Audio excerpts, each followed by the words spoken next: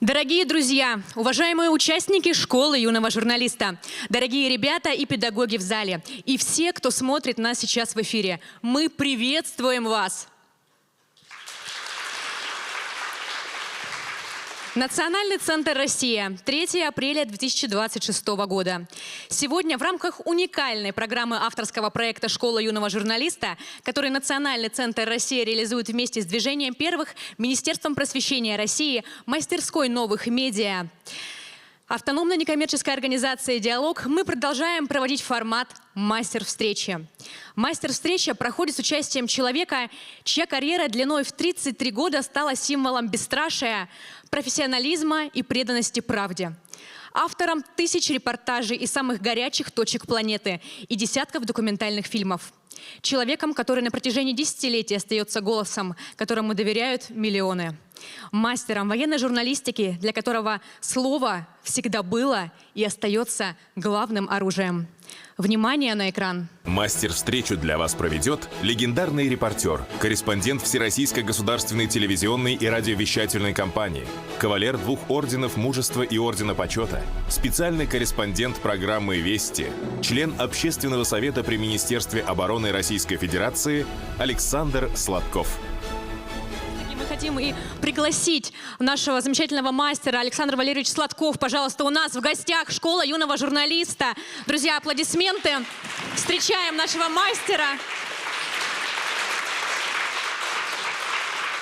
Здравствуйте, Александр Валерьевич. Мы очень рады вас приветствовать. Спасибо, что для нас нашли время. Но перед тем, как вам передать слово, мы знаем, что позавчера у вас был день рождения, большой юбилей, и, конечно... Просто день рождения. Просто день рождения, да. И, конечно, мы не можем не оставить это в стороне. У нас есть пару слов от наших замечательных участников для вас. Давайте. Уважаемый Александр Валерьевич, от лица школы юного журналиста Национального центра России хотим поздравить вас с юбилеем. Желаю вам крепкого здоровья, новых профессиональных успехов, ярких репортажей и благополучного возвращения из командировок. Черная кошка – частый объект суеверий. Кто-то считает, что она приносит несчастье, но мы в школе юного журналиста... Обратите внимание, как она жестикулирует сейчас. А потом я вам скажу свою точку зрения. Молодец, давай. Но мы в школе юного журналиста уверены, что это не так. Черная кошка является символом успехов, удачи и защиты. Примите эту игрушку-талисман в подарок от нашей школы. С праздником вас!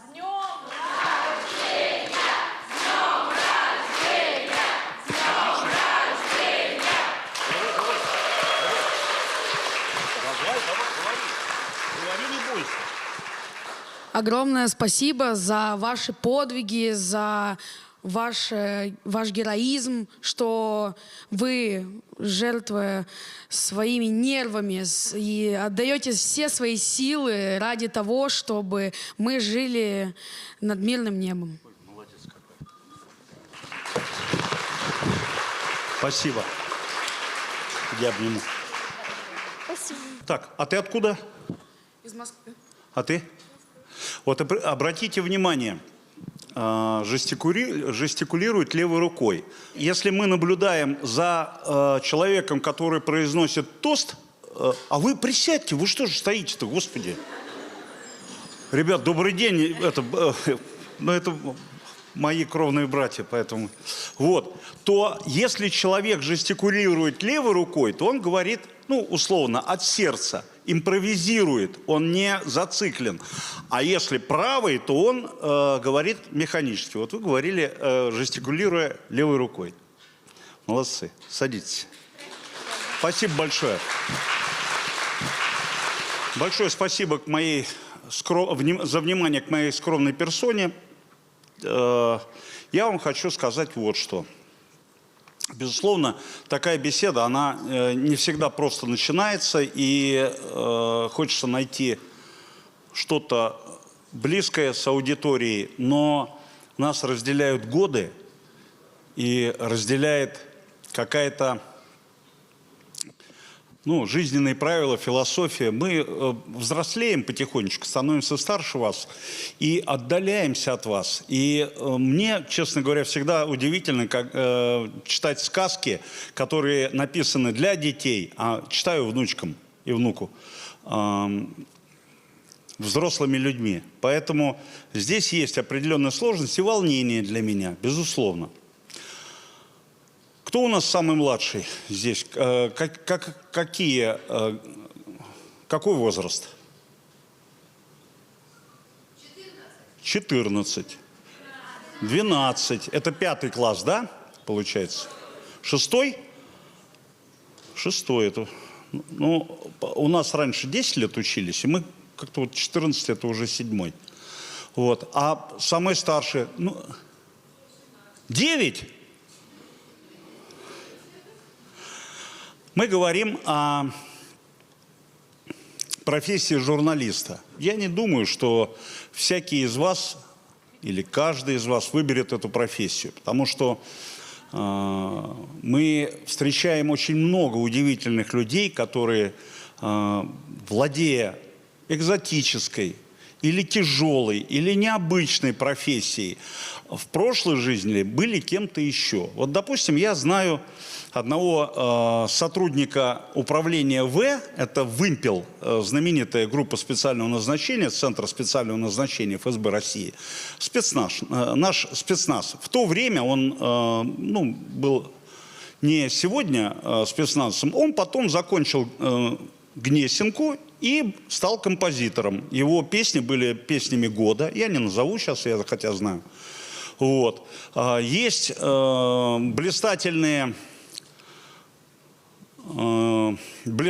специалисты, ну, я не знаю, как назвать блистательные, ну, то есть вполне высокие профессионалы в создании вот этих вот педикюрных или маникюрных ножницы, пилочки. А в прошлой жизни этот человек был военным переводчиком, он, значит, вот занимался этим делом. Есть среди людей, которые сегодня участвуют в специальной военной операции. Вот один штурмовик, который отличился в ходе операции «Труба». Помните, такая «Поток-2», когда по трубе проходили в Суджу. Но перед этим была еще операция, когда по трубе проходили в Артемовской. Вот они выскочили из этой трубы, штурмовики наши, российские. Им необходимо было взять один объект. Они окружили его и никак не могли взять. То есть украинские военные, они сражались, не давали себя уничтожить, не сдавались в плен. Была тяжелая ситуация, сутки. И ночью один наш штурмовик говорит: я очень хочу пить. Я, говорит, пошел. И он, противник сидел внизу в подвале, а он пошел на первый этаж и провалился. Провалился прямо к ним. А провалился с автоматом, закричал: сдавайтесь, те, значит, сдались. Ну, вот такая вот ситуация. Оказывается, он один из самых модных женских мастеров, я не знаю, как правильно, прически и все остальное, города Белгорода. Это вот этот штурмовик. Поэтому я всегда, глядя на молодых людей, никогда не оцениваю их по цветным волосам, длинным волосам, сережке, по какому-то фривольному поведению. Я не имею в виду сейчас ну, какие-то скабрезности, там, связанные с запрещенными движениями. А вот есть люди такие. Но я сейчас, вы поймете, к чему я. И, допустим, 70% добровольцев, которые пришли в 2014 году защищать Донбасс, они никогда не трогали оружие, они никогда не брали в руки оружие, не знали, что такое автомат. И 70% воевали достойно. Поэтому я вам хочу сказать, у каждого свой путь в журналистику. У меня, я родился в Монино, это под Москвой. Есть кто-нибудь из Щелковского района? Нету. Хорошо. А из Балашихи? Это мой папа, он тоже военный, а вон он я, лысенький. Вот. И так как я из военной среды, родился в гарнизоне, я прожил в гарнизоне, так как мои дети все, кроме Варечки, моей вот младшей дочки сидит, она пока еще на выдане. Вот. А вообще все зятья, все родители, невесты и родители наших зятей, короче говоря, все военные. Вот. И у меня выбора не было. У нас в классе спрашивали не кем ты будешь, куда пойдешь, а в какое училище будешь поступать. Это была династийная история. Может быть, где-то она есть, где шахтерские поселки, когда в шахтеры уходит большинство. Кто в какую профессию. Вот я закончил училище, служил, потом развалился Советский Союз, и я остался со своей военной мечтой один на один, потому что она никак не могла реализоваться. Армия рассыпалась, я в одно место не удавалось, в другое место. Я был на Украине, на Западной служил, и присягу, у нас не было такого громких каких-то демаршей, там, я не буду, нет, просто офицеры уезжали кто куда, и на Русь мы уезжали домой, я в Москву поехал, в Монино. А вон я с ведром. Да. Худой еще. Вот. И получается так, что имея тягу к каким-то авантюрным прожектам, своим личным, стремясь сделать свою жизнь интересной, отчаянной, нужной, я случайно наткнулся на романы Рене Барбазона Раймонда. Такой есть английский писатель, который до 80, по-моему, 6 лет писал детективы в Лондоне про Америку. И лишь однажды побывал в Америке, а писал он, используя данные путеводителей туристических. И он приехал в Америку и был удивлен, что все не так, оказывается. Вообще он писал под псевдонимом Хедли Чейз. Это известный автор, такой даже более чем Ян Флеминг, который агент 07 писал. И там один из героев был репортер. Я пошел в районную газету, устроился, мне дали задачу там сделать материал. Потом я был приглашен на радио, на русскоязычное вещание за рубежом. У нас на Пятницкой 25 было и навещание. И там на всех языках, все редакции, начиная от суахили, африканского языка или наречия, не знаю, ВСА изучает, заканчивая, значит, французскими, английскими какими-то вещами. Но также вещали на русском языке, за границу, на определенных частотах. И вот я начинал в этой редакции. Она была частью Радио России, информационной службы Радио России. Потом меня стали туда перемещать. Потом я ушел на Вести. И вот я до сих пор работаю на Вестях с 93-го года. Я, в принципе, служил только в армии и работал на ВГТРК. У меня другой деятельности не было. Я бы не хотел, честно говоря. Я могу или в армии служить, или работать вот репортером. Глотну.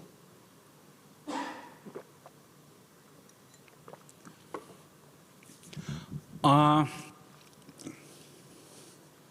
наша монтажка. Знаете, что это такое? Это уже старинные такие вещи, бетакам.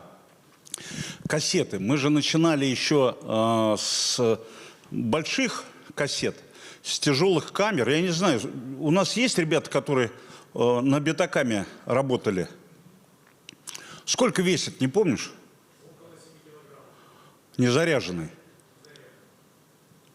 Я понял. Ну, тяжелая штука, а еще свет, а еще микрофон. Мы привыкли, что, вот такой микрофон, представляете, висит, на камере прикреплен. Вот, поэтому оперативная съемка, когда надо бегать, когда надо прятаться с ней или ее как-то доставать, хранить, в холоде битокам не заносили, в принципе, и такие камеры мы не заносили с мороза на улицу, потому что, предполагаю, что в дальнейшем будешь работать на морозе снова. Вот, допустим, мы работали на Северном полюсе. И битокам у нас, ну не битокам, а уже цифровая камера, она хранилась в ящике, в снарядном. Потому что в ящике, чтобы медведи не расковыряли, там, не съели, не заинтересовались.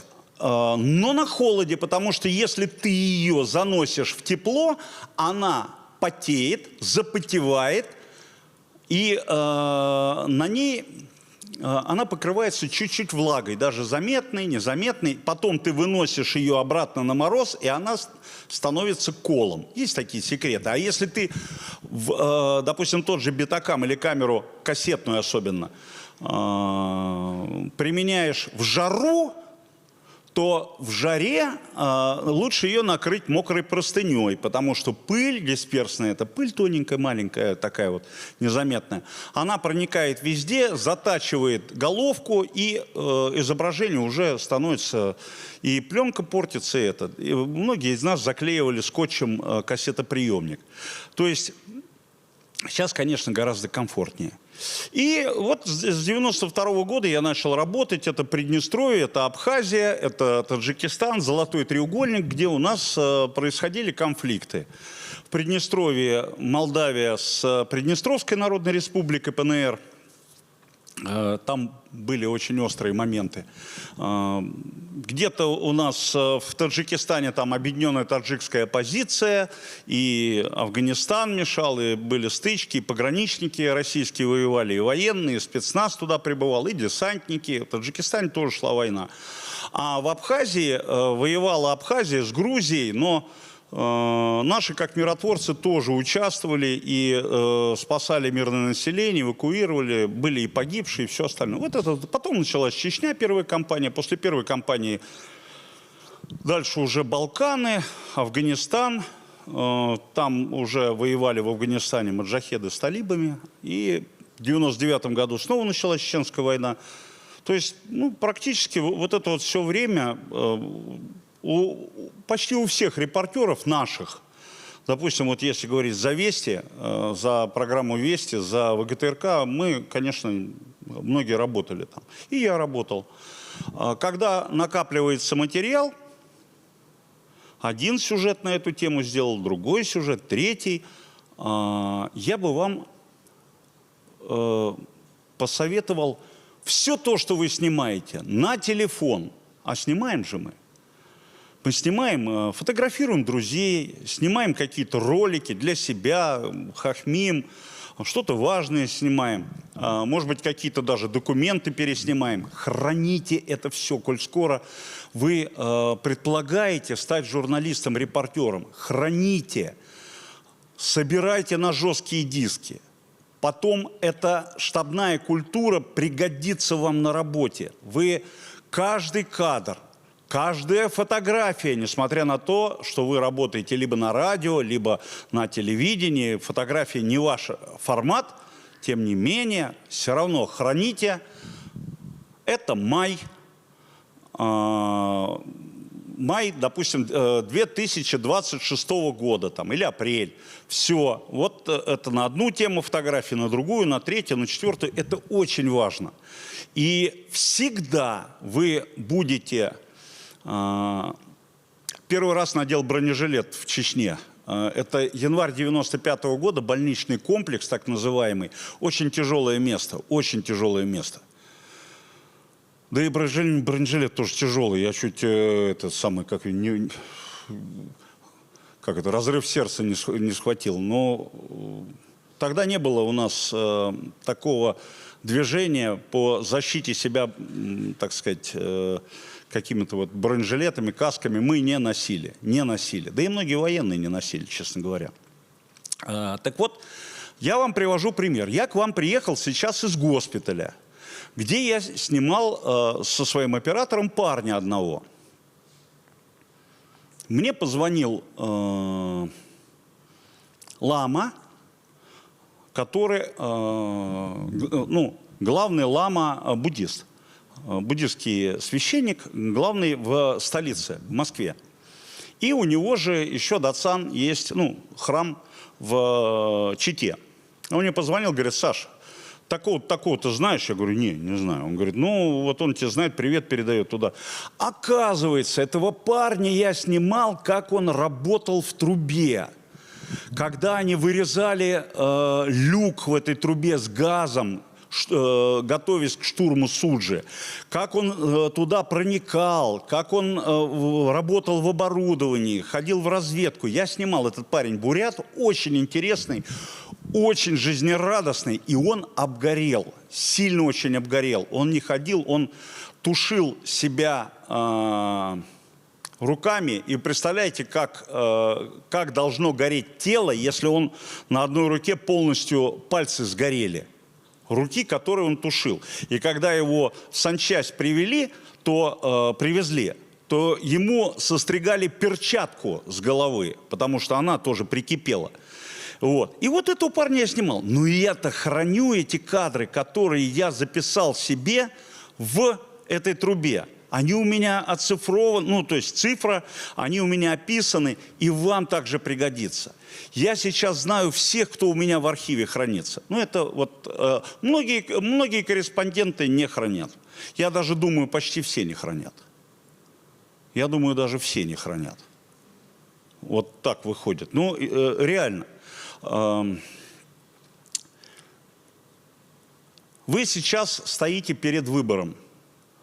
Все равно сомнение в вас играет, в молодых людях, в родственниках, то есть папа, мама, бабушка, все волнуются, какой путь выберет внук, сын, дочь, репортер, насколько эта профессия, насколько она конкурентна в этой нашей непростой жизни, когда свобода достается определенным образом, имея какой-то капитал финансовый, деньги, зарплату, положение. И насколько журналистика и работа в журналистике отвечает вот этим современным запросам. Сможете ли вы сделать себя на этом поприще, будучи репортером, будучи девушкой-репортером? Потому что я слышу такие вот слова, может быть, это смотивирует от обратного, я разбужу у вас, так сказать, желание доказать обратное, что, к сожалению, у нас у журналистики женское лицо. Вот говорят так. Но я вам хочу сказать, изложить свою точку зрения. Тут главное – это работа. Главное – это не лениться. Главное – это много работать.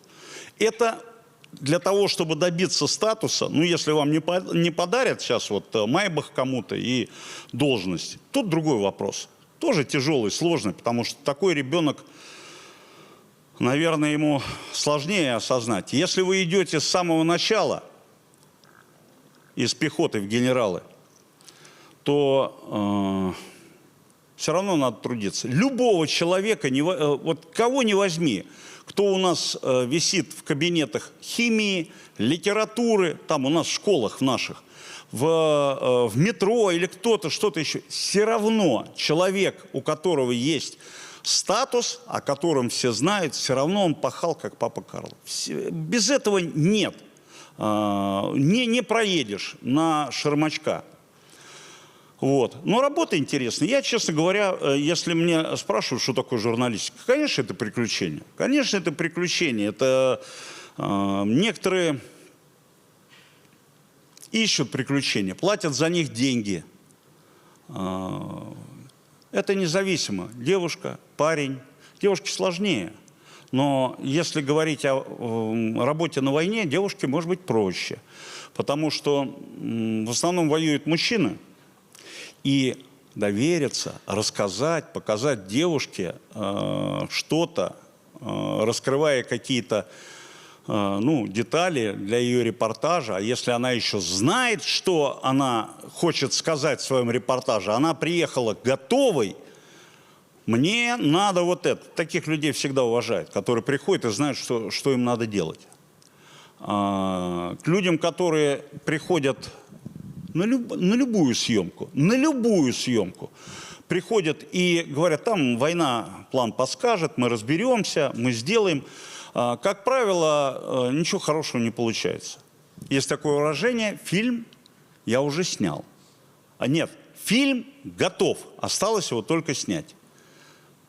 То есть человек уже придумал, он знает. И, в принципе, это подходит к съемкам и репортажу. Я вам сейчас легко объясню, что такое репортаж, а это основная форма работы репортера. Я сейчас подчеркну, что у нас есть и редакторы, и продюсеры, и операторы, и звукооператоры, и мастера света, и операторы прямого эфира, и режиссеры прямого эфира, режиссеры монтажа, монтажеры. У нас целая масса людей, которые заняты в нашей профессии, и наш альянс, он создает продукт, репортаж. Но главное – это репортер, безусловно. Он мозг, он затейник, он реализатор, все остальные помощники. Это как в армии есть только один человек, командир. Командир роты. А остальные все его подчиненные. Разведчики, переводчики, инженеры, специалисты в области горюче-смазочных веществ, механики, водители, связисты, блашники. Нет. Один только человек, командир. Как в военной авиации есть только летчик. Чтобы самолет взлетел, 27 человек должны потрудиться вокруг, если мы говорим о фронтовом штурмовике.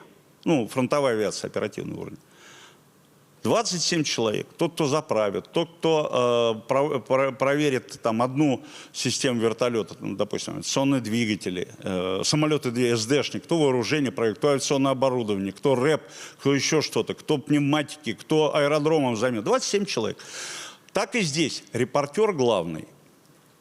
Да, продюсер тоже интересная профессия. Оператор, вне всякого сомнения. Но репортер должен знать все. Как работает камера, как выставлять свет, как писать текст. Текст разный. От аннотации к фотографии до лонгрида. Когда у тебя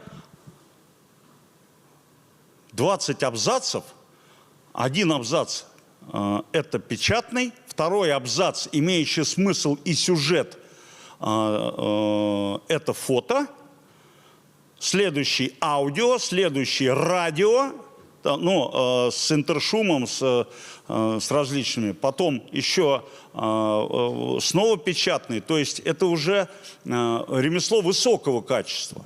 Высокого качества. Поэтому, конечно, писать. Некоторые говорят, что мне нравится журналистика, но единственное, я писать не люблю. Ну, тогда иди улицу мети, или куда там, я не знаю, золото добывай, иди куда-то еще в артиллеристы, иди в айтишники. Ну, писать – это самое главное.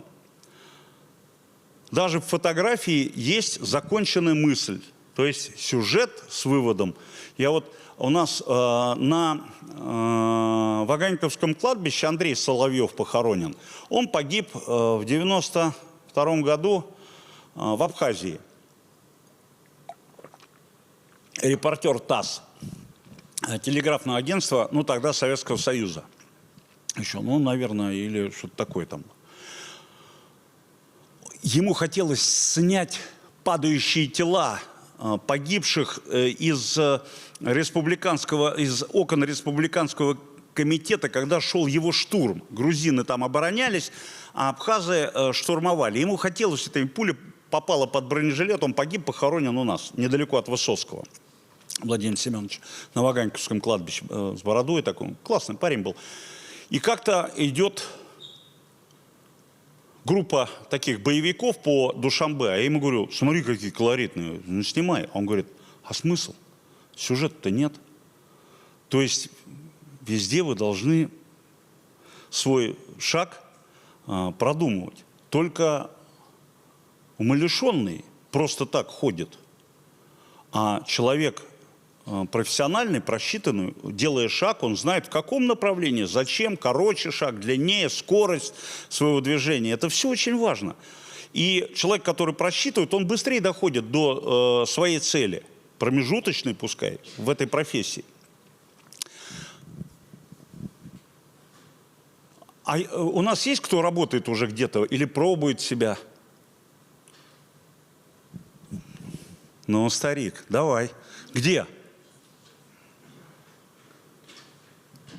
Так, ну, я работаю на такой работе, которая тоже журналистикой.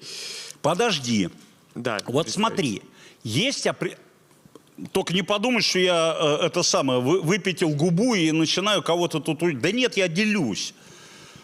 Вы будете такими, как я, а я был таким, как вы. То есть я, несмотря на то, что у меня возраст большой, уже, ну я уже старенький, то, ты понимаешь, я просто делюсь. Я ни в коем случае не это. Есть протокол общения между людьми. И мы его, да и я тоже самое, часто не соблюдаем. Здесь меня представили. Я уже, ну, как бы избавлен был от возможности. А вообще, говори там, Петр Петров, четко называя имя и фамилию. Там, ну, если есть интересующая нас с тобой тема, то ты говоришь, я такой-то, такой. И дальше продолжаешь.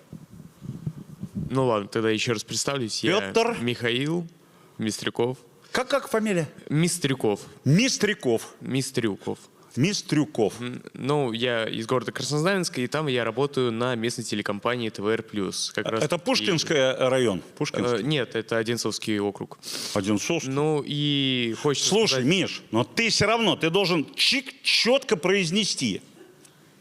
Ну не сейчас, конечно, это я просто тебе на дальнейшее. Это пригодится нам когда-то в жизни. Слушай, ну и ты там работаешь на местном телевидении. Оно муниципальное... Да, оно муниципальное. Я хочу рассказать, что там у нас, я как оператор, в первую очередь, у нас идет очень тесное взаимодействие вместе с корреспондентом. И, как вы уже говорили, то, что корреспондент — это командир всей телекомпании. Ну не телекомпании, там это мы с тобой хватили. Да. Там есть свои командиры. Есть Вот свои в группе, командиры да. там тоже. Миш, будь добр, присаживайся, мы с тобой так пообщаемся. Ничего, я же все равно не сяду, а ты что будешь стоять? Как это? Слушай, ну, ты имеешь в виду философию отношений внутри съемочной группы? Нет. А что? Вы вопрос задавали, работает ли у нас кто-нибудь? Ну, я думал, что ты сентенцию какую-то изрек и доказываешь ее. Слушай, дело в том, что я вот говорил о командирах. Это не просто главное, но и ответственность.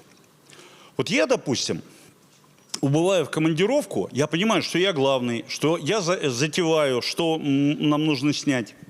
И я, в принципе, уже в аэропорту, как правило, мы приезжаем пораньше и пьем чай, или кофейку там кто-то, или если не ели, там покушаем перед вылетом. И я им говорю, ребят, звукооператору и оператору, я говорю, слушай, вот едем, я перед собой поставил такую-то задачу. Так-то, так-то, так-то, так-то. Перед выездом на съемку вечером я им уже довожу детали этого следующей съемки, которая нам предстоит. Ты вот это, ты вот тут посмотри, ты последи за этим. Приезжая на съемочную площадку, условно, я уже конкретизирую задачу. Я говорю, я на телефон, я буду снимать себя, значит, интервью буду, а ты, оператору, последи вот за этим человеком, последи за тем, звукооператору. Постарайся, чтобы петличка висела на каждом, с кем он разговаривает, за кем он следит. Если он, я говорю, вот за этим последит, значит, на него петличку. Ну тут, понимаешь, тут целая масса этических норм, которые необходимо соблюдать. Есть люди, которые не хотят сниматься. Есть люди, которые хотят сниматься, но они нам не нужны вовсе. Ну, есть такие, вот как этот Шишок. Заходит и все время перед камерой стоит. Вот. И артисты такие. У меня есть артист, один знакомый, заслуженный. Он мне все время пишет, говорит, да я тоже могу многое рассказать. И все время намекает. Я говорю, ну придет время, старик, вот, поговорим. Вот. Ну и есть такие. Поэтому вот этот человек, он главный. Но что такое репортаж? Репортаж, а это основная, ну то есть мы же репортеры, вот я репортер, я делаю репортаж. Все, больше моей задачи здесь нету. И тот, кто будет репортером из вас, в принципе, он должен заниматься тем, что он снимает репортаж. Все. Но это разные страны, разные темы, разные герои, разные обстоятельства, разные путешествия. Вот однажды я летал в Кандагар, мне надо было снять репортаж об атаке на здание ООН в Кандагаре. Это в Афганистане, на юге. То есть вы представляете, какое путешествие для одного репортажа? То есть я вылетаю в Абу-Даби, из Абу-Даби я вылетаю в Кабул, в Кабуле я ищу себе переводчика, из Кабула вылетаю в Кандагар, там снимаю, возвращаюсь в Кабул, из Кабула в Абу-Даби, из Абу-Даби в Москву. Бывают такие путешествия. А бывает, вот за угол вышел, вот мы сидим, как-то завтракаем в Грозном, говорю, в Донецке. По-моему, это было 22 марта 2022 года. Вдруг мы сидим, такой переулок Орешкова, называется кафе «Хорошее место». А тут Щерса улица, тут Университетская, потому что университет Донецкий расположен. А дальше уже Артема, дальше уже Ильича, вот так, и все остальное. Это в Донецке. Только началась специальная военная операция. И вдруг гигантский взрыв. Я говорю, пойду посмотрю. Ну, как обычно у репортера-то, там вот написано, не влезай, убьет. Надо обязательно заглянуть. Вот. Ну, это так положено. Почему профессия такая? И вот я выхожу, участок улицы полностью задымленный, а погода солнечная, полностью задымленный, такая гарь. И я дальше не буду продолжать, умирают люди.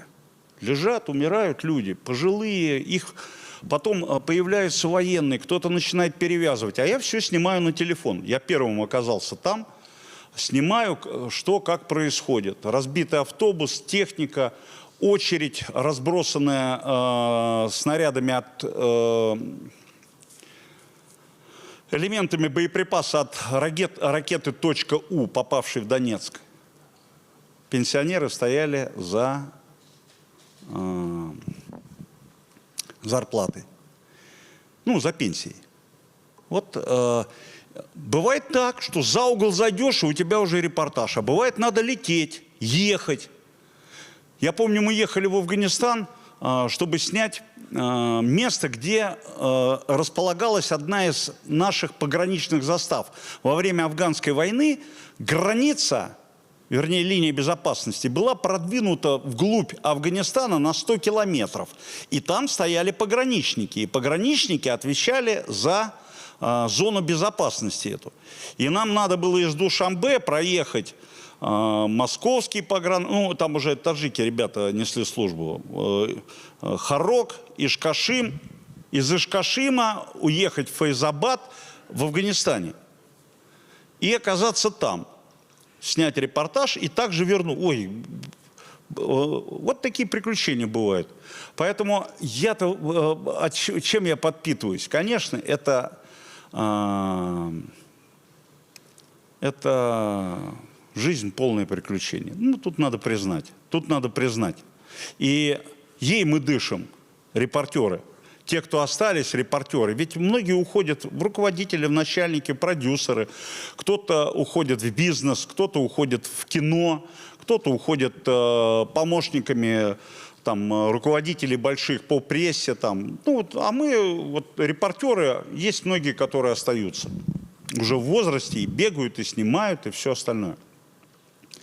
Так вот, репортаж – это продукт, который наш мозг должен, приготовленный нами продукт, мы репортеры, должен моментально потребить. Есть вещи, которые надо орех расколоть, убрать эти прожилки, ну, грецкий орех, да, допустим, там, выковырить, там, это все. Или воблу, там, ты ешь, воблу надо оббить, почистить, да еще ее пивом надо запивать, там, или что-то еще.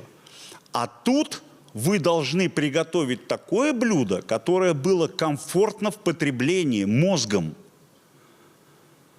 Центр и смысл репортажа – это новость. Репортаж без новости, он, ну это, я не знаю как. Есть масса примеров ненастоящего продукта. Так вот, репортаж – это продукт, смысл которого – новость. Поэтому отсюда вырастает и важность наша, как репортеров. Наша важность, чтобы людям сообщать новости, на основании знания которых они принимают решения в жизни. Либо сиюминутные, либо отдаленные на неделю, на два, либо глобально. Новость об опасности, новость о приобретение возможности каких-то комфортов, бонусов. Это тоже важно. Новость о чем-то новом для обучения детей, о здравоохранении. На основании знания этой новости человек может спасти своего близкого. Уколы завезли, что-то еще, понимаете? Это очень важно. Вот если говорить о важности профессии, мы ищем новость, полезную для людей. Поэтому с неким презрением относятся люди к тем, кто ищет новости громкие, яркие, возбуждающие, но не имеющие отношения, не имеющие социального значения для людей. Понимаете? Вот это наша такая вот задача. Любой репортаж, он оценивается. Есть шкала в Ельском университете американском, который входит в Лигу Плюща, там чуть более 20 пунктов, по которым оценивается репортаж. Художественной гимнастикой кто-нибудь занимался? Вот. То есть прекрасная спортсменка выполняет программу, она ярко все делает. Тут же выходит другая, то же самое, ярко делает, но это получает больше баллов, а это меньше. Выполнение каких-то элементов. И специальные судьи, имеющие квалификацию, они смотрят. Репортаж тоже порой трудно оценить. Ну, если он плохой, неинтересный, сразу видно. А есть оценка тоже. Во что одет репортер? Насколько высок в своей компетентности и интересе общества к нему его интервьюируемый, то есть человек, у которого он берет интервью. Насколько интересна новость, как он пользуется микрофоном, либо таким динамическим, либо петлей, как он снимает, как он общается. И мы выходим на рецепт репортажа. То есть для того, чтобы сделать репортаж, нужен определенный рецепт. Немногие над этим задумываются, даже репортеры. Вот мы берем борщ. Ну, чтобы снять реальность, реальные продукты, это я в Пальмире. Устал сижу. Вот. Вот. Это Сирия. Вы понимаете, даже многие репортеры не задумываются над этим. Чтобы показать реальность, мы должны показывать реальную картинку, так? Настоящую. Ну, правда же? То есть берем борщ, берем свеклу, очищаем, кладем ее на тарелку, да? потом берем капусту, потом морковку, потом наливаем воду в тарелку, кладем кусок мяса. Все реальное, но борща нет. Есть сырая свекла, сырая капуста, вода у тебя из-под крана, мясо сырое, хорошее мясо, но сырое. Вроде все реально, а ты это не съешь, не потребишь. Вот точно так же репортаж. Можно наснимать вещей реальных, но глаз не увидит, глаз не примет их. Раньше нам на вестях было запрещено делать панорамы камерой и наезды, потому что человеческий глаз не имеет функции наезда и панорамы. Нет у нас такого. И нам запрещали это делать только лишь для комфорта потребления этого информационного продукта. То есть мы должны смотреть, и нам должно быть комфортно. Если мы, допустим, не жители арабских государств, то мы можем посмотреть панораму слева направо, и она будет для нас привычна. А вот справа налево она будет непривычна, даже если она обоснована в репортаже. Я все говорю о приготовлении этих ингредиентов, которые мы собираем. Арабы пишут справа налево, а мы пишем слева направо. Поэтому у нас свой подход к формированию вот этого, к реализации этого рецепта под названием репортаж. А что у нас, или я сейчас скажу, старая штука, американцы рекламируют Маалокс. Знаете, что такое Маалокс? Да, ребята из нашего двора уже знают, да. То есть от изжоги, когда выплескивается сюда щелочь там или что-то из желудка, то от изжоги, чтобы не жгло. Маалокс.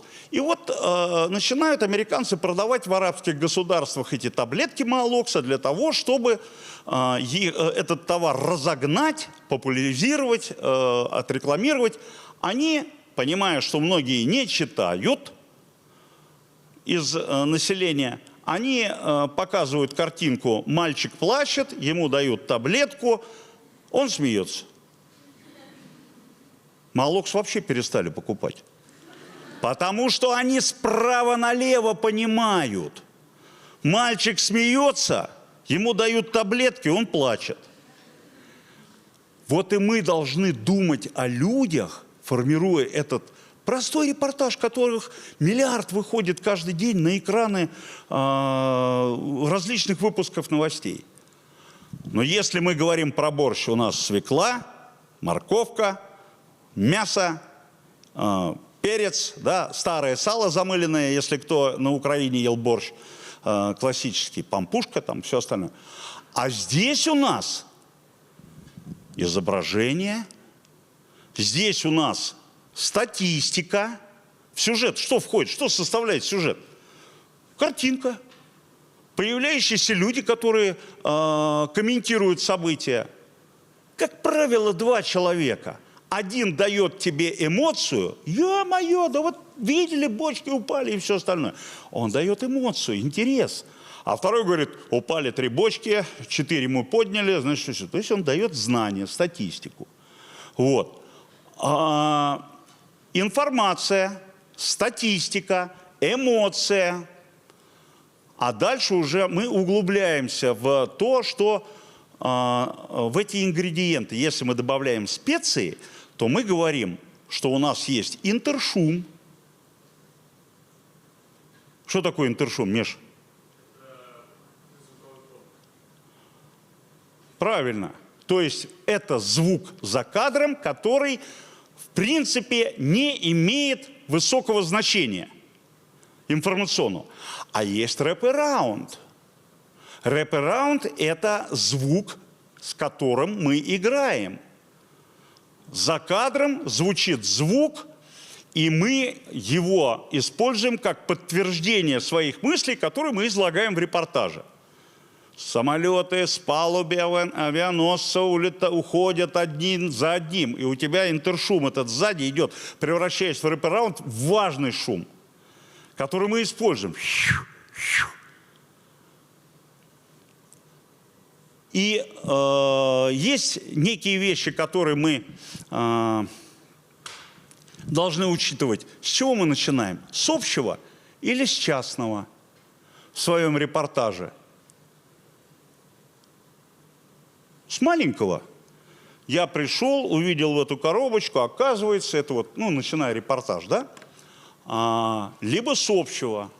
То есть, где это происходит, что происходит, и ты спускаешься дальше к деталям. Но из деталей трудно сделать общий вывод. Общий вывод делается в конце, правильно же? Ну, как правило, общий вывод не... то есть мы делаем вывод, исходя из той статистики и той информации, новости, которую мы предоставили. То есть не глобальный вывод. Там рыжие умрут, брюнеты, значит, у нас будут счастливые, а блондинки выйдут замуж. Там, ну, к примеру. Там, такой, вот. Вот такие пироги, ребят.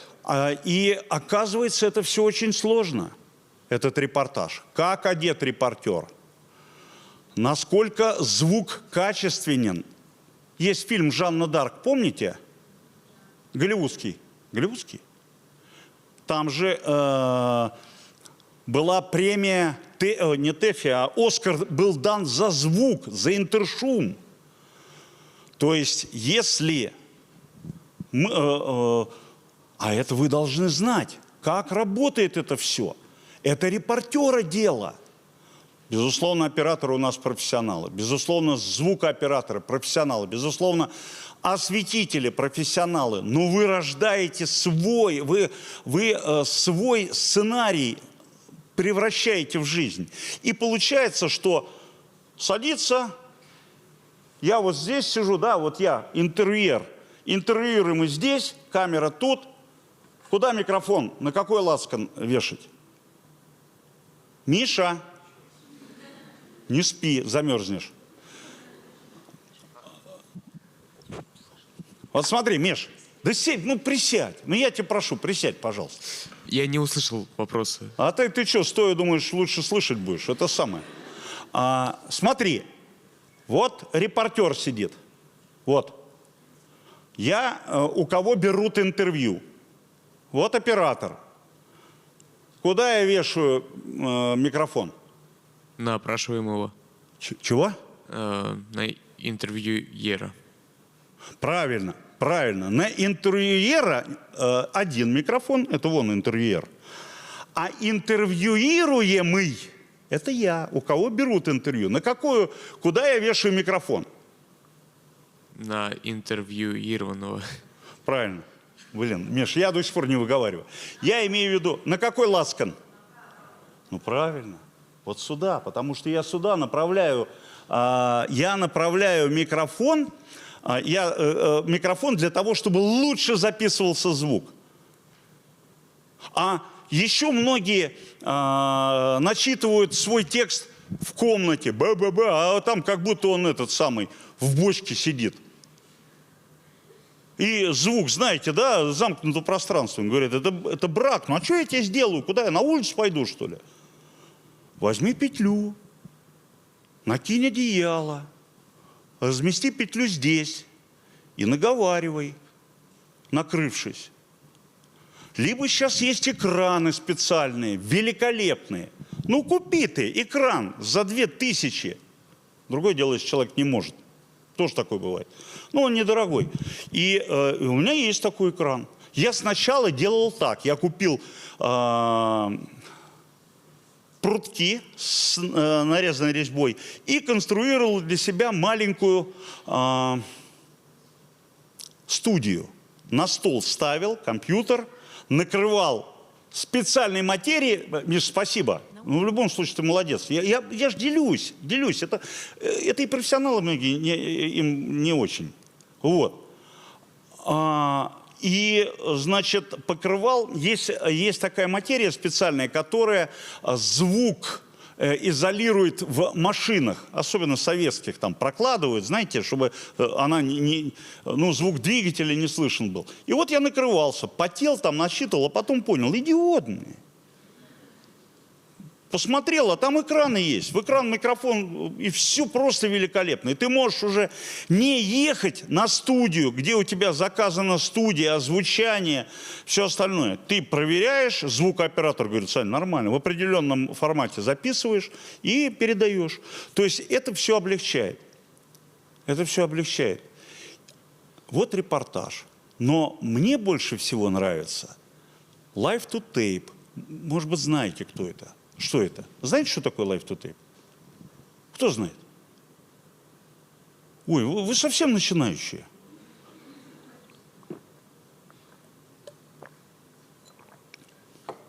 Когда ты берешь камеру или телефон и снимаешь одним кадром репортаж,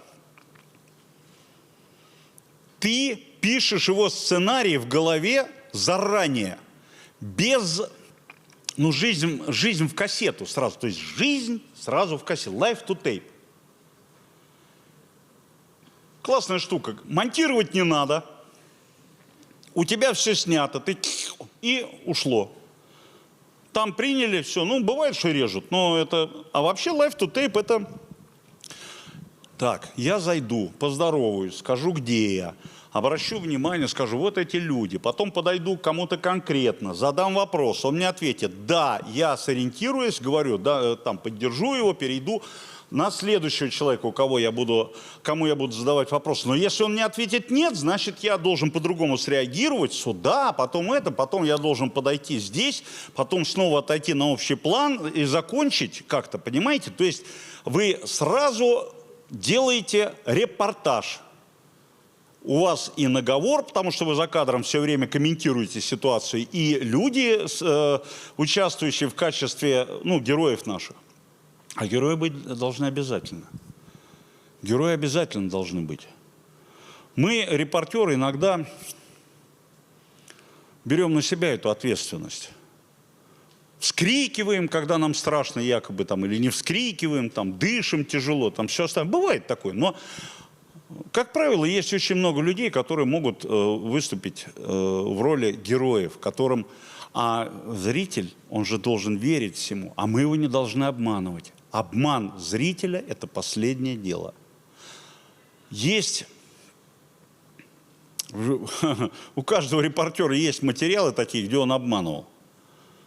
Но это не по... Это часть... проявление непрофессионализма. У меня было, конечно, и все остальное. Вот. Непрофессионализма. Есть целая масса, мы поговорили про репортаж, но есть целая масса других тонкостей, которые вы изучите. Но я вам хочу сказать так. Есть... Вон, мои дети там, да, Варвара, они говорят, так, хотим быть ведущими. Я говорю, ведущие, что ведущие? Ведущие. А репортер-то это же интересней. Это всегда в центре событий. Это всегда возможность самореализации. Ведущий у тебя самореализации не будет. У нас была одна ведущая, которая постоянно добавляла свое что-то. Это Светлана Сорокина. Я не знаю, кто-то помнит. Вот при мне она вела последний эфир. Вот так же собрались мы все в ньюсруме, там на 5-й улице Ямского поля, где Вести. И Света Сорокина вела последний эфир. Как правило, в конце она давала какой-то штырек, чтобы человек, вскакивал немножко и взбадривала зрителя. Это правильно. Но не всем это нравилось. И когда она вела последний эфир, было 20 камер в ньюсруме, и все ждали, что она что-то скажет напоследок. Но она профессионал высокий, Света, и она, конечно, не сказала. Она сдержалась, хотя могла сказать. Вот, что-нибудь такое. Пошли у всех ко всем чертям. Поехал я заниматься другими делами. Вот. Нет. Тоже важно. Так. О чем был первый материал? Ребят, детский праздник в Александровском саду. Конечно, удивились все на вестях, когда увидели меня, бритого, в слаксах, какой-то полуцыганской рубашке. Когда я пришел, они как шарахнулись, как зебры от выстрела. Кто это такой? Говорю, да, Александровский сад, детский праздник. Говорит, ничего себе, товарищ. А я лысый, уши торчат в разные стороны. Было ли желание работать в системе ВС РФ или всегда больше интересовала журналистика? Никогда меня журналистика не интересовала до выхода. Я по оргштатным мероприятиям уволился. Я не стал дальше продолжать воинскую службу. Я честно вам говорю, я неделю не спал. Я приходил в офицерское общежитие, смотрел в окно, говорю, в потолок. Вот не спал. Папа, царство небесное, дедушка, он мне рассказывал, что был в Канаде или в Америке человек, который вообще не спал. Он слушал радио по ночам, то есть не спал, не заложено было в организме такая опция. Ну не опция, а важная функция. Сон, восстанавливающий организм. Не заложено было. И вот я думаю, как так не спать? А потом я неделю не спал. Я думал, как же я уволюсь? Как же я пойду? Мне не с кем разговаривать. Они гражданские, больные какие-то, все остальные. Ну, про мужчин-то, мы знаете, как у военных-то что? А сейчас я понял, что совершенно другой. Я сейчас понял, что мужчина определяется совершенно не военной формой, не спецназовскими какими-то... Вот это вот, тут пестик, тут сабля, там, нет. Мужчина, на мой взгляд, он всегда определяется отношением к женщине. Это мой взгляд. К маме, к бабушке, к родине, к соседке, к девочке. Да, иной раз и дергаешь там за эту самую. Ну, уравновесить ситуацию. Всегда нужно заступаться за женщин. Конечно, от его щедрости, от его самопожертвования. Даже если она тебе не нравится, но вы в паре, все равно мужчина приличный, он всегда выполняет. Это были царские офицеры такие, это были советские офицеры, это сегодня офицеры такие есть. Я помню, мы с вдовой погибшего Саня Долговедова приехали к этому, и я говорю, садитесь быстрее, нам на это самое, проезд Девичьего поля. А мне один офицер, Альберт, я его знал тоже, мы в Чечне вместе были. Он говорит, надо даму сначала посадить. И кто первый входит в лифт? Ну, конечно, мужик. Кто...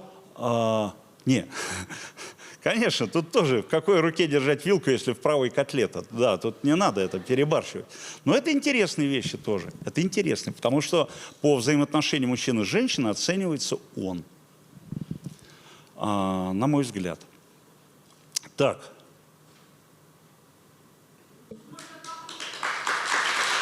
Давайте.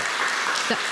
Александр Валерьевич, спасибо большое. А мы знаем еще, что у вас есть у нас точнее, есть, нам передали ваши помощники, видеоархивных записей. Может быть, мы парочку посмотрим, вы прокомментируете. Конечно. Да, пожалуйста, внимание. Какая вы молодец. Это коня на скаку остановили. Все есть. Я подбирала момент. Или тут и с избой тоже были варианты. Внимание на экран. Этот недавно подбитый танк символ никому не нужной чеченской войны. Пока пушки молчат, слово пытаются взять политики. Удастся ли чеченским авторитетам принести мир на свою землю? Так, стоп, стой, ё-моё, стоп. Вот приостановите. Кровная месть. Этот средневековый, по мнению европейцев, кавказский обычай стал одним из факторов, сдерживающих эскалацию конфликта в Чечне. А можем стоп Во всей России поставить? чеченском селе Толстой-Юр. Да, эскалацию. Неправильно произнес. Вот смотрите, вот вам ошибка. Ошибка, что я начинаю стесняться и шептать за кадром, как-то вот сейчас там авторитеты, там туда-сюда. Конечно, нет. И мы во многом брали пример у наших коллег, работающих в иностранных компаниях. Конечно, они жуки еще те, но в качестве профессионализма, естественно, Миш, с чего я начинал, да? Помнишь это? Репортаж должен быть произнесен четко, грамотно, не эскалация, как вот этот человек сказал, а эскалация, да. Понимаете? Произношение. Да дайте мне один кофе и один булочка, да? Вот. И это и есть ошибка. Это Толстой-Юрт, начало Чеченской войны, сентябрь 1994 года, еще воевала оппозиция с Дудаевым. Я нахожусь в Толстом юрте, ну, худой, еще до 81 килограмма, боксировал даже на открытом ринге. Ну, видите как, сейчас расширился. Вот. Давайте дальше. Давайте продолжим. Располагается миротворческая группа профессора Хасбулатова. Сейчас.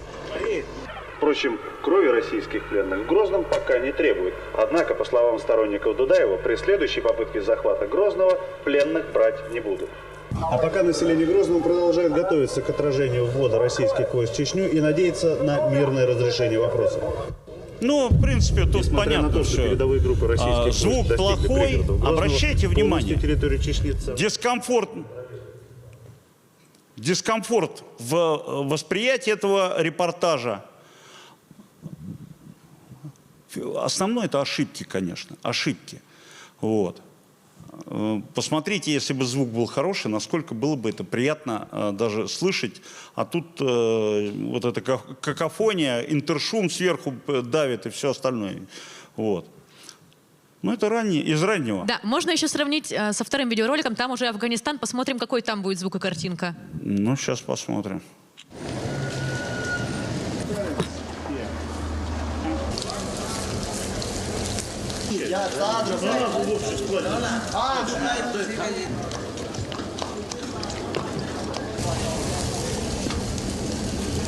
We make party everywhere. Называется «Пошли на шашлыки, а водки не взяли». Дорого берет за шашлык, а?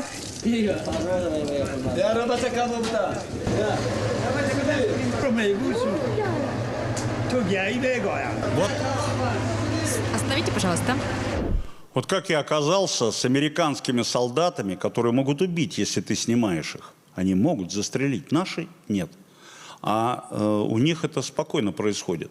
И очень много случаев. И мы всегда действуем аккуратно.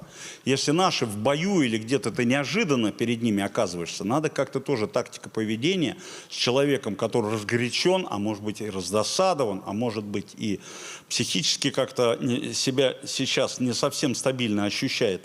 С ними всегда надо аккуратно. Я вел военную программу на телевидении у нас. Я уж не помню, лет 14, наверное, лет 10, лет 15. Ну вот, на России-1. И однажды мы, ощущая, что мы уже про все сняли, я говорю, что будем делать-то? Он говорит, позвони американцам, может, они к себе пустят. И я набрал военный атташат в американском посольстве, недалеко от которого мы находимся. И говорю, слушайте, я хочу снять все то, что касается рекрутирования. То есть мы переходили со срочной службы на контрактную армию, ну, смешанный принцип комплектования, но контрактников начали набирать. И они говорят, да это невозможно. Я говорю, давайте, там, да это Пентагон должен давать. Я говорю, давайте в Пентагон звоните. И через месяц они мне звонят, говорят, вы же хотели, а я забыл уже, я уже забыл. И вот мы поехали и сняли все, начиная от стрелки в Нью-Йорке на Манхэттене, на Бродвее. Там самая маленькая рекрутская станция, до выпуска из Форт Джексон, в Форте Джексон полигон, как принимают присягу, как одевают, как дамы одеваются там, сколько можно ушиваться, как выпуск происходит, как они зарядку проводят, как огневую подготовку, все. А на следующий раз я им звоню, говорю, хочу в Афганистан с вами съездить. Они говорят, ну это невозможно. Я говорю, вы в Пентагон позвоните там. И мне звонят, говорят, да, и прямо все пункты, возможные и невозможные, я изложил, мы все выполнили. И вот я с базы Баграм выезжал, вылетал с ними, выходил. И вот как раз это начало Саланга, знаменитого перевала Саланг. А в принципе, вот такое нахождение с американцами очень опасно, потому что их всегда хотят прибить. И ты еще с ними там. Вот. Ну и хотим завершить, наверное, именно череду видеороликов, ну, более свежим материалом. Как раз-таки вы рассказывали про СВО, про Донбасс. У нас тоже есть небольшой материал. ДНР, село Богатырь, бывший совхоз, в котором когда-то пахали землю сразу 3 героя социалистического труда. Теперь свои звезды добывают бойцы штурмового отряда 80-го полка 90-й танковой дивизии группировки «Центр». Командир штурмовой группы ранен сутки назад. Выезжая, он захватил с собой американский трофейный автомат. Нормально? Что за трофеи? Это вот детского лагеря. Да подожди. Товарищ майор, разрешите доложить? Здорово, молодцы, погнали. Сейчас там поговорим. Че, парни, уезжайте, все, молодцы. Нормально все? Рост 1,50 м. Внешне Можно похож звук одновременно притушить. на знаменитого по первой чеченской кампании Гюрзу и на командира Спарты. Это штурмовой отряд 80-го мотострелкового полка 90-й дивизии группировки «Центр» из Чебаркуля. Почему я так произношу все? Потому что военные очень тщательно следят за тем, чтобы их упомянули. Я их понимаю, действительно. И порой приходится жертвовать временем в сюжете, но применять эти фразы. Командир таджик, вот это парень русский, он 3 суток, они форсировали водную преграду, за рекой были, и он 3 суток там был, в кроссовке с убитого снял. Вот. А это вот таджик парень, командир штурмового отряда, очень грамотный, наверное, уже сейчас герой Российской Федерации. Вот. И он сам себя лечил, отстреливался, сам себя лечил, его сбрасывали на коптере, там шприцы, а не шприцы. Вот. Все то, что связано с возможностью оставить ноги и руки целыми, не отрезать потом. Вот он, этот самый, есть. Ну, это обычный, это репортаж обычный. Вот герои, и мы за ними следим и смотрим. Я, честно говоря, до 70% снимаю на телефон в репортаже. Так что отмазаться, у кого нет профессиональной техники, уже не получится больше. Нет. Во-первых, профессионально, во-первых, качество картинки позволяет. Во-вторых, если мы в альянсе с оператором, и мы сразу, мы же там картинку-то вдвоем снимаем, я говорю, все, давай. То есть я говорю, я здесь буду снимать, вот его, а ты вот с этого ракурса, то. То есть он уже понимает, если я то есть у меня общий план, у него детали. Но это все, это быстро понимание находит, оно приходит, понимание между автором, они же нас дразят композиторами, а иногда с нами выезжает офицер пресс-центра. Ну, чтобы мы, кто неопытный, там, или он уверен, что мы неопытные, мы его называем, любого офицера, няня. То есть у него няня такая. Там много очень названий. Там улица – это конфета, озеро – это поле, гараж – это блиндаж, там, ну, масса всего. Допустим, интересные названия такие, которыми некоторые, стараясь выдать себя за очень такого, так точно, а сам, господи, какой так точно? Никак нет, там, ну, как бы старается быть более военным. Не надо, будь самим собой. И там коробочка подошла, огурцы высыпала. Какие коробки для людей? Это все должно быть комфортно для понимания. Но есть интересные вещи, которые можно объяснить. То есть, допустим, пробить булит. Это идет штурм подвала или подъезда, или блиндажа вражеского. И человек, штурмовик, подскакивает и туда мину противотанковую. Она очень тяжелая мина. Противотанковую забрасывает, и это называется хоккеист. И он, значит, пробивает булит. Он говорит, давай, готовь булит, пускай пробивает. То есть вот такой сленг. Это интересно, но всегда надо делать, мы делаем для людей. И опять же новость. Если мы показываем кого-то, то наше дело все равно имеется какая-то сверхзадача для людей. Даже если мама кого-то увидит или кого-то дочка увидит, то это интересно. Спасибо, что так емко на самом деле обозначили вот такую миссию, сверхзадачу для людей. И я предлагаю, да, на этом поаплодировать нашему замечательному мастеру Александру Валерьевичу. Ну и, конечно, мы не можем оставить вас без парочки вопросов от наших юных журналистов. Конечно. Пожалуйста, кто готов, кто может. Вот девушка на первом ряду. Можно микрофончик? Угу. Представляемся. Здравствуйте, Александр Валерьевич. Меня зовут Кочешкова Екатерина. Я ученица школы юного журналиста и корреспондент новостей «Первой». Кочешкова отец не десантник? Нет. Давай, Катерина. Ваш проект «Сладков Плюс» представлен практически на всех современных платформах. От Max до Рутюб. И при этом вы остаетесь специальным корреспондентом программы «Вести». Расскажите, как вы распределяете контент между официальным эфиром федерального телеканала и личным блогом? Позволяет ли вам формат соцсетей показывать ту правду окопов, которая не всегда входит в телевизионные новости? Спасибо. Не за что. Слушай, ну основная работа, конечно, это репортерство. Это работа на ВГТРК.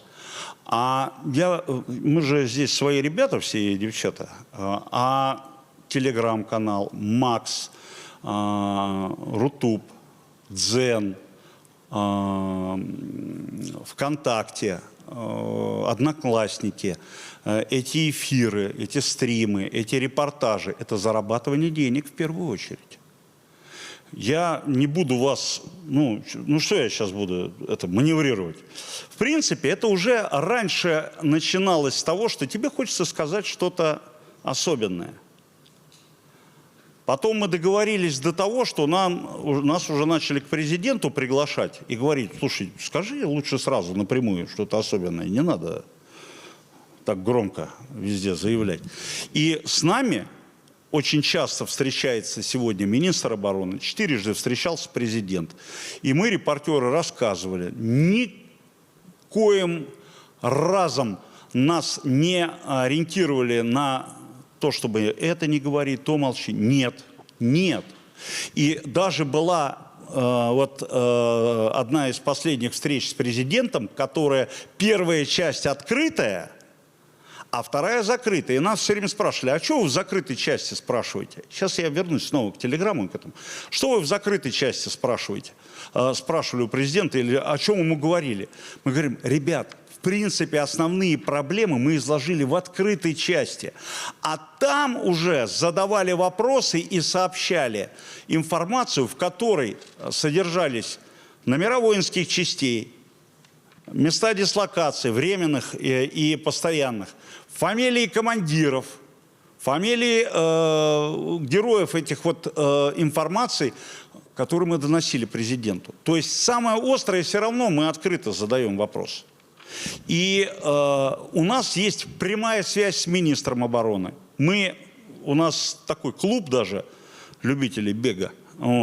И мы соединяемся через определенный ресурс с министром и передаем ему все. И на основании той информации, которую мы передаем, принимаются решения. Министр отчитывается перед нами. Кто мы такие, репортеры? Каждому отдается распечатка с теми вещами, которые были предприняты по нашим запросам. То есть фактически говорить какие-то вещи, которые требуют быстрого решения, уже отпало. Но пришла возможность зарабатывать деньги на рекламе. Это и есть такое. И в принципе те люди, которые набирают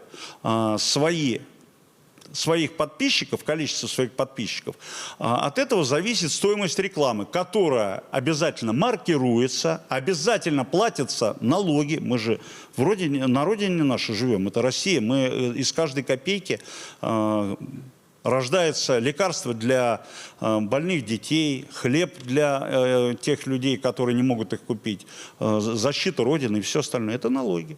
Но это тоже интересная работа. Это не значит, что мы там пуляем то, что нужно, а стараемся делать это интересно. И люди, если они откликаются и видят, что ты не врешь,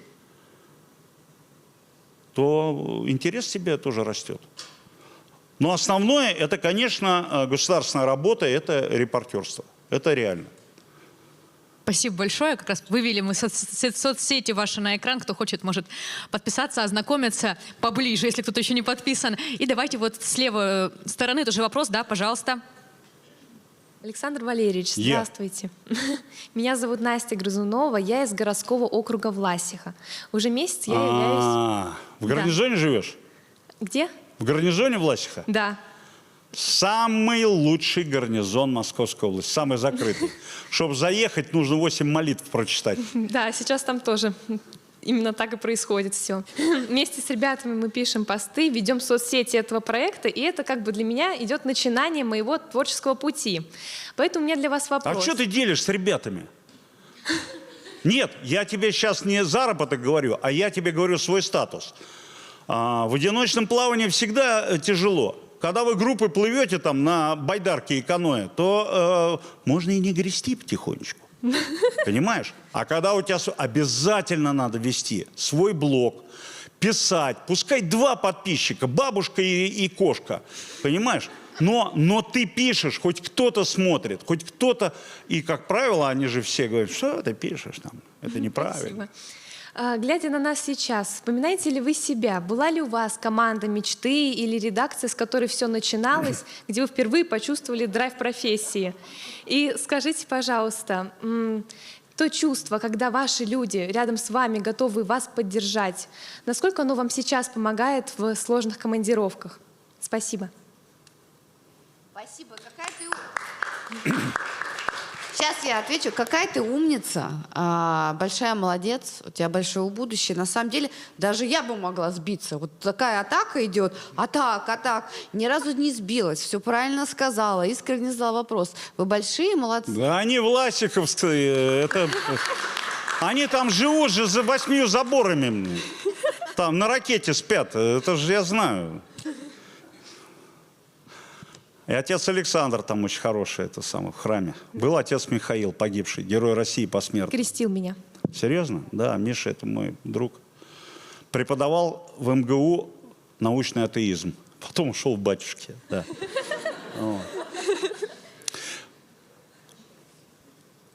Да, конечно, без людей ничего не сделаешь. Можно пыжиться и говорить, я сам, я хочу сказать, что... Но... Не надо на людей все сваливать. Все должно быть от тебя идти. Хочешь сделать хорошо, сделай сам.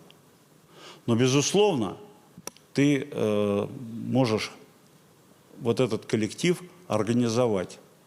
Если твои результаты есть, то и коллектив в почете. А если ты неудачник и лентяй, с тобой никто рядом работать не будет. Но это я так. Ну, не знаю. Человек один рождается, и один умирает. Очень многое зависит от тебя самого. Командой, конечно, можно так.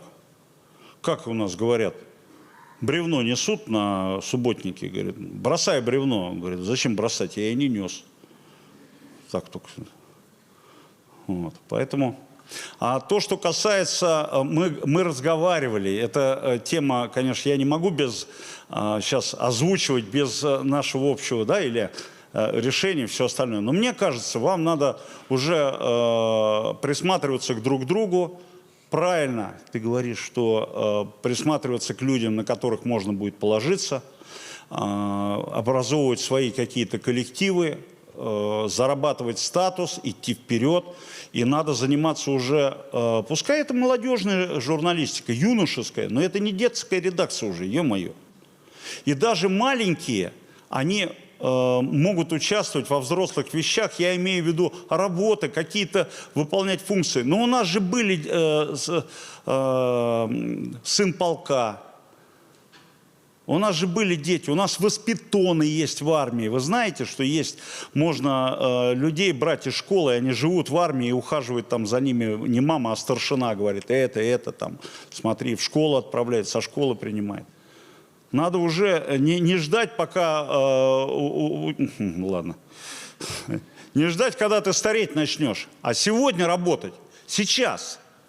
Александр Валерьевич, мы сегодня и работаем, потому что наша детская пока что еще редакция снимает репортаж о нашей мастер-встрече. И главной изюминкой репортажа могло бы стать интервью вместе с вами. Поэтому для нас было бы это очень ценно, если бы после мастер-встречи вы уделили нам пару минут. Спасибо. Не за что.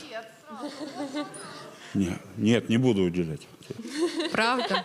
Уделять, конечно. После вот этого вопроса, я думаю, весь зал на психологический возраст на плюс 5 лет точно увеличился. Поэтому, друзья... Дело не в возрасте, а в ответственности. Не надо бояться, вообще не надо бояться барьеров. Вы что? Сегодня уже можно и работать, и двигаться. И вы посмотрите, у нас и дети воевали с 2014 года. И сегодня большие командиры, молодые. Кто-то гибнет, кто-то идет вперед. Вы понимаете? У нас вот сейчас командир бригады Саня Трошин, ему 30 лет нет, а он уже сейчас на генеральской должности. Герой России, герой Донецкой республики. 6 раз горел в танке, спасал свои экипажи. Совсем мальчишка. Посмотрите, какие молодые лежат. Я вот в госпитале как-то лежал, без ноги лежит парень. Я говорю, кто? Он говорит, да срочник с Курска. Я говорю, что? Ну мы держали там то-то, то-то. Поэтому не надо бояться, надо идти вперед. Будете бояться, так до 40 лет побоитесь, а дальше уже и неохота будет. Надо уже думать о серьезных проектах. Спасибо. Я думаю, у нас все серьезно, вот такой серьезный настрой сегодня на будущую работу. Давайте еще с этой стороны, пожалуйста, микрофон. Да. Угу. На первую. Да. Спасибо. Здравствуйте, Александр Валерьевич. Меня зовут Мария Савинова, я из города Орехово-Зуево. Также я участник школы юного журналиста Национального центра «Россия». У вас за плечами огромный, жизненный, просто колоссальный опыт. И, как я поняла, ваш главный тыл – это семья. Потому что в своих интервью вы неоднократно упоминали о том, что семья – это ваша самая главная опора и поддержка. Как вам удается в таком стремительно развивающемся информационном мире сохранять исконно русские традиции, традиционные ценности? Например, доброта, взаимовыручка, глубокое уважение к старшим и сплоченность. И есть ли в вашей семье особая традиция, которую вы передаете из поколения в поколение, которая является особенной ценностью? Есть. Посуду не мыть. Есть такая особенность русская. Да, Варвара Александровна? Ну, конечно, единственный мой. Мы еще не подошли к русскому домострою. Я имею в виду, но у нас же многонациональная страна, и это наши силы-то на самом деле. Канат, он может быть из одного, так сказать, веревка, понимаете? А если она жгут, при распределении каких-то усилий на него, он гораздо крепче. И это и есть многонациональность наша. И Россия не проживет по-другому. Я русский, у меня особая миссия в моей стране. Миссия заключается в том, чтобы первым уйти защитить Родину, сделать так, чтобы народы, которые живут, могли безопасно жить на нашей общей земле, распределить по-честному возможности для развития этих народов. Коль скоро нас больше всего в России, на нас и больше ответственности лежит. Это не то, что взять и с палкой гоняться за кем-то там, инородцем каким-то. Нет, это, в этом русскость не проявляется. Это еще Моторола говорил, покойный. А он русский националист был. К русским националистам себя относил. Ну вот так вот. У него в отряде все были. О чем ты спрашивал-то? Я забыл уже. О семье, что ли? Слушай... Конечно, семья самое главное. Конечно, семья. Вот у меня друг начал строить дом. И он говорит,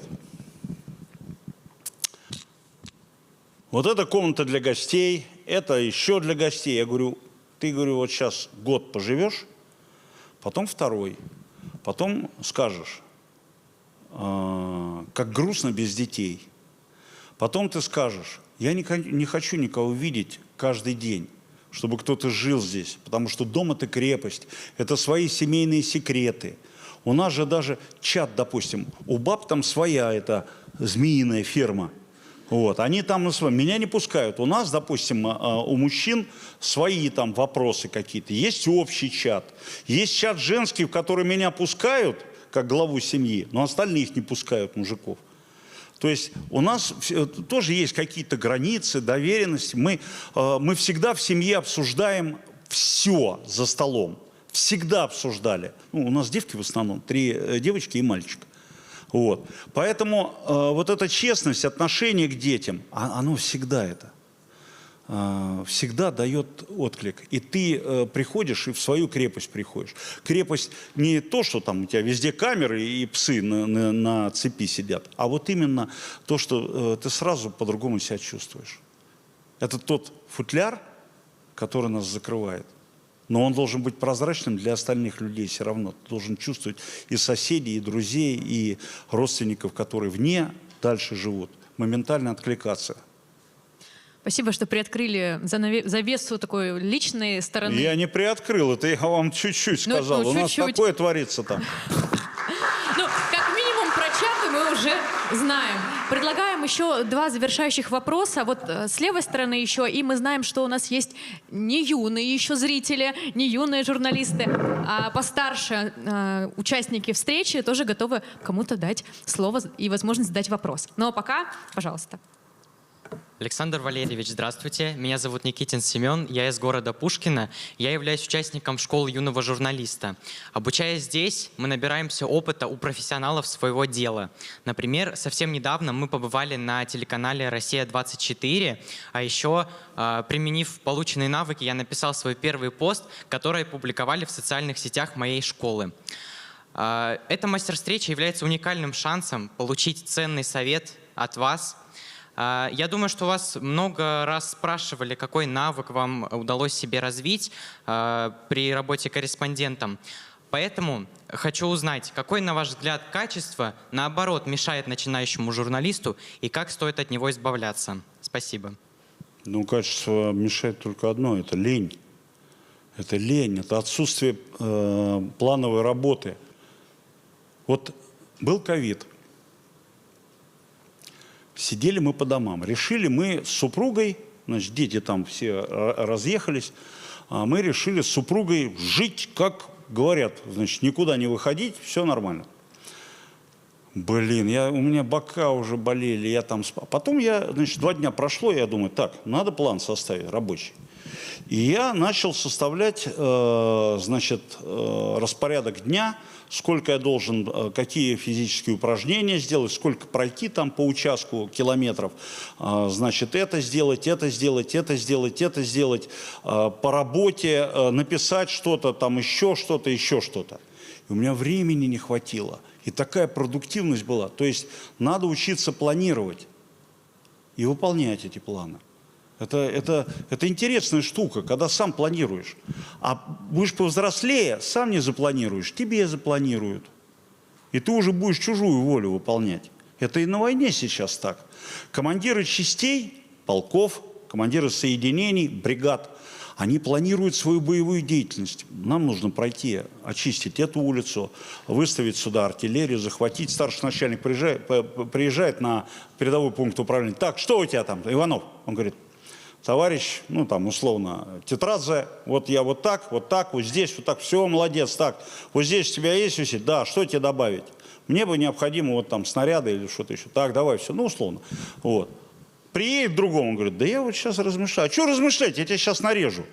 Вот эти 2 полосы взять, да у меня людей нет. Да ты записывай. И все, и люди теряются, и все. Горе-командир. Поэтому, а ты же сам себе командир. Сам не составишь план, со временем тебе будут подкидывать задачки другие. И будешь пахать, как папа Карло. На папу Карла. Так что составляем себе план занятости на каждый день. И, как обещали, вот последний вопрос, есть рука. Да, что вот. в эту сторону-то? Игнорирую я эту сторону. С этой стороны у нас есть не юные журналисты, кто хочет задать вопрос. Старшие ребята. Да, конечно. Лучше, пожалуйста.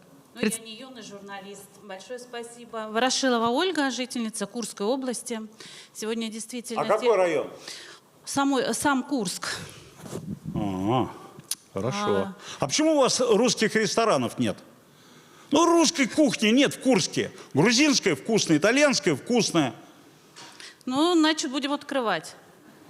Вот откройте. Даже украинская. Репортерский ресторан, пельмени, там, я не знаю, ну, такие-то. Будем исправлять. С плюрализмом, пельмени ситуацию. с плюрализмом. Я бы хотела задать, знаете, какой вопрос? Наверное, вы смотрели «Смерти в глаза», и был страх. Вспомните, Ой, пожалуйста. Так это... Я сейчас заплачу, вы что? Ну, Вы меня просто, расчувствуете. знаете, как бы это... Вот когда все началось, и Курская область с этим столкнулась, действительно было страшно. Вот я вам честно говорю, вот сейчас во всеуслышание, поэтому это идет от сердца и вопрос от сердца. Что помогло вам преодолеть этот страх, идти вперед и двигаться дальше? Я тут у одного солдата спросил. Ну, уже я понимаю, ответ знал. Присаживайтесь, будьте добры. И вот случай, расскажите страха своего этого. Я спрашиваю солдата, я говорю, как же тебя вот командир? Что он тебе говорит такое? Он говорит, давай, все, иди быстрее. Все. Какой страх? Страшно было, когда не сообщили людям в суд же. Где репортеры были? Где корреспонденты курские?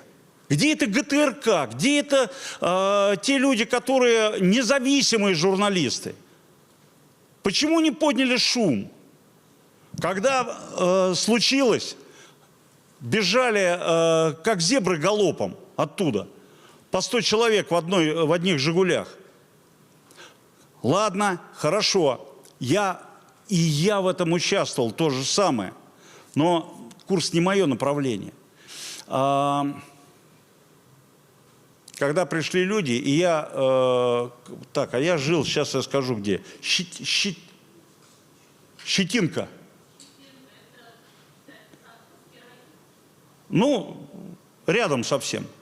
Вот. В Щетинке жил. И там был такое коммунистическое шашлычное. Вот. Парень коммунист, значит, делал коммунистические шашлыки. Ну, из свинины, там, из баранины. Ну, у него музей там свой. И люди жили у него. А люди говорят, мы не знаем, сколько нам положено денег, как заполнять, куда идти, где ПВРы, пункты временного размещения, где это, где то. Кошмар! Вот когда страшно. Когда бой идет, это запланированные действия, они страшные, может быть, для кого-то. Но если это плановое мероприятие, даже план, если который созрел в мозгу бойца вот сейчас, и он еще волю командира выполняет, это нормально. А вот когда люди так оказались у нас брошены, у нас в Курской области, потому что у меня же друзья там тоже, вот что страшно. Вот это меня напугало. И когда я увидел, думаю, а сколько вам положено? 10 тысяч рублей на нос. И что я сейчас? Пойду куплю себе дом, обставлю его, перетерплю, пока у меня там все разрушено. А что делать, допустим, с владельцем АТП в Сунже, который там 150 техники оставил? Каждая единица стоит от 1 миллиона до 10. Ну нельзя было за день ему сказать, вот у нас, вот где трагедия. Понимаете, вот это страшно было. Это наша работа была. Наша репортерская, а мы ее не сделали. А однажды, когда в 99-м году бои шли уже в Карамахах, Чабанмахах и Кадарская зона. Это Карабадахкенский район в Дагестане. А в Новолакский район еще не зашли боевики. И я сообщаю в прямом эфире, что сконцентрировались большие силы боевиков в Чечне напротив Новолакского района, то заместитель генерального прокурора, я не буду называть фамилию Колесникова, вот, он говорит, что это такое, этот паникер, уголовное дело на него завести. А на следующий день напали. И ОМОНовцы вместе с райотделом дагестанским отбивались в школе, в спортзале они там держали оборону. Нам не надо бояться говорить правду. Не надо бояться. Да, есть вещь, о которой говорили два любимых на Руси человека. Высоцкий, когда ему во Франции говорили, а у вас вот это, он говорит, у нас есть это, но я с вами обсуждать это не буду. Это моя русская тема. И Бодров, который говорил, идет война, мы про себя, про маму Родину не должны говорить плохие слова. Но есть вещи, о которых нельзя молчать. Проклянут, что-то сделают, но ты сам себя не будешь судить строго. Мне так кажется. Спасибо. Ну и все-таки давайте последний вопрос. Закончим с этой стороны, раз мы вас обделяли вниманием. Да, пожалуйста, вот третий ряд, например.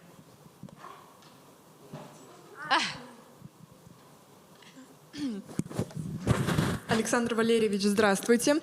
Меня зовут Визирова Алиса, мне 16 лет. Я также участница школы юного журналиста. На первом занятии, которое для нас проводила Анна Шафран, мы разбирали основные принципы работы журналистом. И, как ни странно, в основе всего правда. Так как вы работаете на горячих точках по всему миру и транслируете самые значимые кадры в интернет, для вас крайне важна достоверность информации. Расскажите, пожалуйста, как вы завоевали доверие людей в такие непростые времена, и есть ли у вас, так скажем, кредо, которому вы следуете, снимая свои репортажи? Спасибо. Ваша кредо. Так. Аню Шафран очень люблю, очень уважаю. Это раз. Второе. Надо стремиться к правде. У нас есть только одно явление чистое на белом свете. Это столб из феррума, из железа, до последней молекулы, состоящей из феррума. А все остальное – это тени, это смесь, это 50 оттенков, как про Украину сейчас говорят, 50 оттенков коричневого. Вот, понимаете? Поэтому, безусловно, к этому надо стремиться. Ведь правда, она тоже бывает разная. Я вот приду домой сейчас, да, и жене скажу правду. Скажу, ой, такую блондинку видел. Она меня убьет сковородкой сразу же. Сразу убьет. Есть токсичные вещи. И ненужные. Только шут изрекает всю правду в глаза. Потому что у него бубенчики и это самое, и дог рядом, и кормят их вместе. Тут надо понять. Но к правде всегда надо стремиться. Вот в начале русской весны, 14 год, 15, 16, 17, 18, а потом уже 19, 20, 21 в Донецке, все знали мою некую странность. Есть работа инфоборцев, которые занимаются информационным противоборством.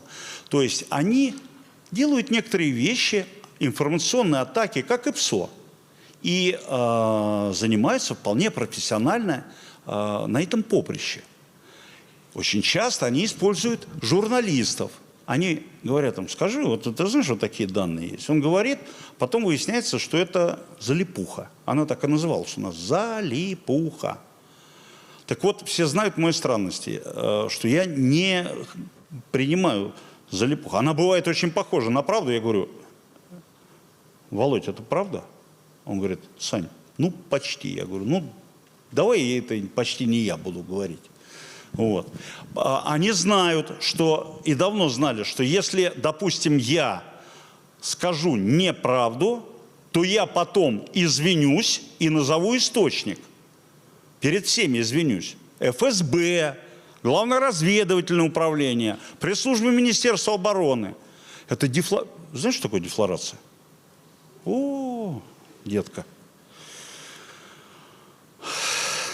Так вот, у репортеров, знаешь, как говорят, честный репортер продается только один раз. Но у нас есть люди, которые смотришь в одном, в другом, в третьем. Бывает такое, что и, так сказать, уже ты не первой молодости человек бываешь, если начинаешь врать. Есть один парень, он мне сказал, если родине надо, я буду врать, корреспондент. Какая-то ахинея. Если ты работаешь в информационном противоборстве, работай. Вот у нас была такая штука. Расскажу напоследок. Значит, на одном из полигонов под Донецком, знаю, не буду называть, оборудовали опорный пункт взводный. То есть место, где отстреливается, обороняется взвод. И под украинскую позицию сделали. То есть выбили в земляном валу гильзами трезубцы, там флаг какой-то, все. И вдруг картинка начиналась с того, что взяли мы этот опорный пункт. Ну, залипуха.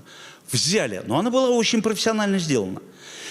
И ходит там офицер корпуса и говорит, ну, посмотрите, с кем воюем. Водяра, какие-то шприцы тут. Порнооткрытки, говорит, кто эти люди, которые нас это...